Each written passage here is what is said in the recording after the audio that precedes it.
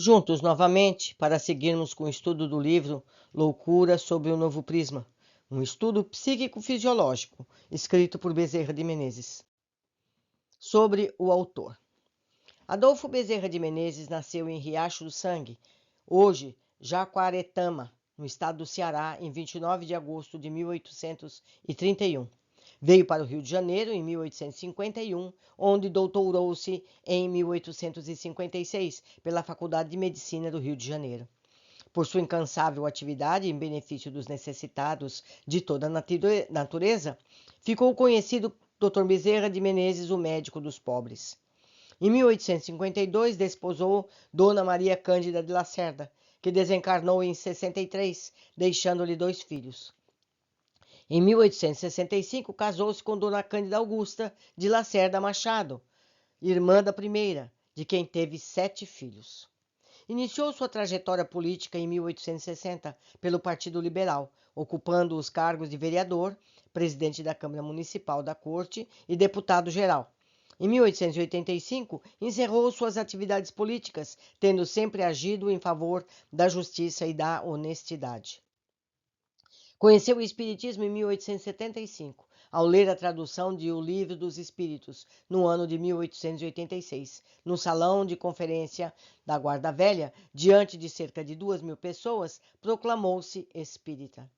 Em tempos difíceis, marcados pelo divisionismo dos espíritas em científicos e místicos, Bezerra de Menezes assume a presidência da Federação Espírita Brasileira, logo instituindo o estudo sistemático de O Livro dos Espíritos. Exerceu tal cargo em 1889 e de 1895 até 1900, quando da sua desencarnação. Conhecido como Kardec brasileiro, foi intensa e fundamental a sua atividade em prol da união dos direitos e liberdades dos espíritas. Então, começamos agora os estudos que o Dr. Adolfo Bezerra de Menezes nos ofereceu.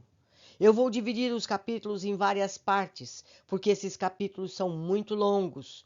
Então, não estranhem se eu interromper a leitura no momento em que a gente gostaria de continuar. Mas sempre se pode pegar um vídeo anterior, pegar os últimos minutos e recomeçar no seguinte, para não perdermos a continuidade. Então, vamos lá. Capítulo 1. Existe no homem um princípio espiritual? E eu lembro mais uma vez, como já fiz em outros livros, sempre que se diz homem, está se referindo à raça humana e não ao sexo masculino. Continuando. Ninguém pode recusar o estudo dessa questão, do mais palpitante interesse para o ser humano. Nossos pensamentos, nossos sentimentos, nossas ações tomarão bem diferente orientação conforme for ela resolvida pela afirmativa ou pela negativa, pela existência da alma ou pelo exclusivismo da matéria na constituição de nosso ser. Saber, com efeito, se acabamos com a morte ou se sobreviveremos à decomposição do corpo não é coisa de simples curiosidade, visto como, num caso, não temos que prestar contas de nossas obras na vida e, em outro, pesamos a responsabilidade de cada uma delas. Se o ser humano é meteoro que brilha por um momento e some-se para sempre no turbilhão universal, por que contrariar seus gostos, suas inclinações, suas paixões, por mais selvagens que sejam, uma vez que ali está o nada em que vai desaparecer? Se, porém, ele é imortal, é livre, consequentemente responsável, quanto não lucrará em conhecer-se a si mesmo para prevenir-se contra futuras tempestades? Também por isso, essa questão deve ser resolvida com precisão e clareza, porque é a pedra fundamental do edifício da vida terrestre e de todas as vidas. Dividiríamos, pois, este capítulo em 2 parágrafos. Um para o estudo especulativo, outro para o estudo experimental, da magna questão. Um para a demonstração racional, corroborada pela autoridade dos maiores vultos da humanidade.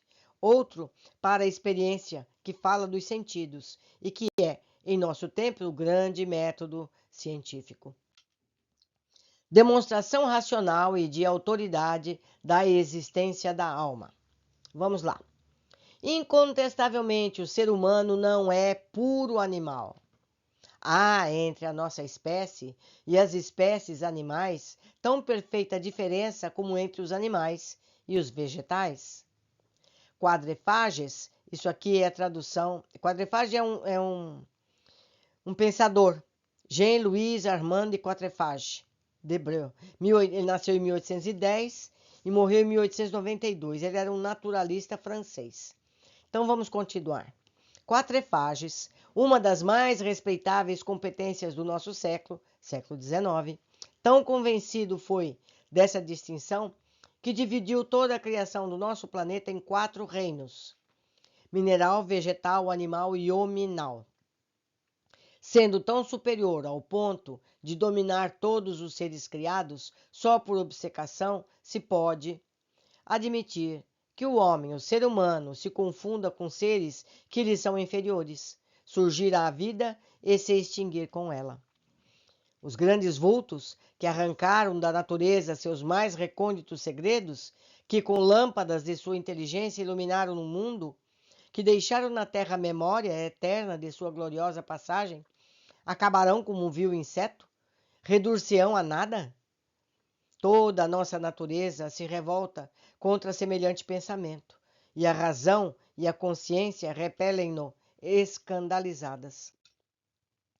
E, porque tal instintiva e espontânea revolta do nosso ser, se efetivamente temos que acabar com o cavalo de nossa montaria, é porque o homem traz consigo o germe da verdade, o conhecimento inato do seu destino, destino superior que imprime alto cunho à natureza hominal, que repele tudo o que tende a apagar aquela impressão. E o que seria esse sentimento íntimo, sem objetivo, quando a todas as nossas disposições naturais correspondem necessariamente objetos correlativos, fora de nós, como sejam os sons da nossa disposição natural de ouvir, o aroma para o de cheirar, a luz para o de ver e etc. Que tal sentimento é natural, não se pode pôr em dúvida, pois é universal. E ninguém acreditará que seja concepção humana aquilo que está no coração e que fala à razão e à consciência de todos os seres humanos. E todo o que se compara a qualquer das espécies animais reconhece a verdade daquele sentimento inato, espontâneo. O mais adiantado dos seres animais, se possui o que quer que seja de inteligente, que parece elevar-se ao raciocínio, não o pode cultivar como o ser humano, o homem, pode, trabalhando com perseverante paciência, aprender alguma coisa que não é natural à sua espécie, mas isso que aprende e que guarda à força de hábito não é capaz de transmitir aos de sua raça, a animal algum. Vemo-lo praticar obras tão admiráveis como não as faz o homem, mas não é obra da sua inteligência, é função natural, tanto que todos os da sua espécie o fazem, e natural poder fazê-las melhor que o outro, e todos as fazem hoje tão bem como fizeram desde o princípio. Falazão, até o fim dos tempos, é coisa análoga às nossas funções orgânicas, que são as mesmas em todos os seres humanos e das quais nenhum tem o poder de alterar o curso natural. Não se diga, pois, que o bruto possui faculdades equivalentes às dos homens, pois que as suas são individualmente imperfectíveis, ao passo que as nossas são individualmente e essencialmente perfectíveis. O ser humano, ou seja, o homem, é, na sua natureza, por condição essencial do seu ser, eminentemente perfectível. E pois, como ter por destino desaparecer do nada, haverá quem ponha em dúvida aquele característico da nossa espécie, diante do incessante progresso realizado por ela desde os tempos primitivos? E, pois, se a natureza humana é perfectível, o que quer dizer submissa à lei do progresso para a perfeição, como realizar sua missão se a morte nos reduzir ao nada? Quererão que a perfeição, último e mais alto grau da perfectibilidade, seja um simples adorno para a vida? E que seja seguida de curtos momentos da vida? Ridícula extravagância. Demais, a lei do progresso é, como todas as leis naturais, de caráter universal. E o que observamos acabarem os homens, ou seja, os seres humanos, em infinita variedade de graus de progresso, desde o boçal até o sábio, desde o bandido até o justo. Ou a lei não é igual, ou com a morte não acaba o ser humano, que vai além, e por modo ainda não geralmente conhecido, realizar o seu destino, o destino do ser perfectível até a perfeição. Isso sim, não somente coloca a perfeição humana em altura digna da obra-prima de Deus, como explica a morte de homens em condições rudimentares de progresso. O simples bom senso repele a coexistência da lei do progresso humano e a redução do ser humano ao nada, ao fim da vida terrestre. Só um louco pode erguer um monumento sem igual, como é homem, para ter o gosto de arrasá-lo, mal o tenha concluído. E tanto o destino humano se acha fora desta vida corporal, que nossa natureza aspira a algo que não nos pode ser dado nela. Foi esta eterna e universal intuição da alma humana que levou um dos mais profundos pensadores, Malebranche, a traduzi-la nessa sublime frase. Agora é uma frase em francês, que quer dizer o seguinte: o teu destino é de um mortal, não é para mortal o que desejas. Foi Ovídio, Metamorfoses 2:56.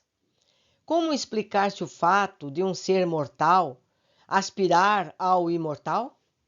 Só admitindo-se que a nossa natureza nos mente, o que é mais inaceitável do que a falsa apreciação de certos seres humanos. Repetimos, se esta aparição que brota, espontânea de nosso ser, não é realizável, é uma mentira de nossa natureza. Esse sentimento inato de todos os seres humanos, a que podemos chamar a intuição natural, no futuro excelso que nos foi posto e nos chama a todos, Platão explicou pela pré-existência. Antes de virmos a esta vida, disse ele, já tivemos outras, e no tempo intermediário que passamos no mundo dos espíritos, adquirimos o conhecimento das grandezas a que somos destinados, donde essas reminiscências a que chamamos intuição de um futuro, que mal entrevemos envoltos no véu da carne. Por isso, o divino filósofo ensinava que aprender é recordar, o que, porém, mais arrasta a convicção de que não acabamos com a morte, de que existe em nós um princípio imortal, inalterável ou indecomponível, e, portanto, imaterial, que constitui a essência de nosso ser, é o fenômeno da memória. Molescot, um dos chefes da escola materialista, apoiando-se nos trabalhos de Thomson, de Vierod, de Lehmann, que, por sua vez, se apoiaram em Cuvier, em Florence, sustenta como axioma científico o movimento incessante da matéria e as transformações resultantes daquele movimento que se operam em nosso organismo. Peço sempre desculpa, meus amigos, pela má pronúncia desses nomes estrangeiros. Continuando. Diz o sábio químico que os fatos justificam plenamente a crença de que nosso corpo renova suas substâncias sucessivamente num período de 20 a 30 dias.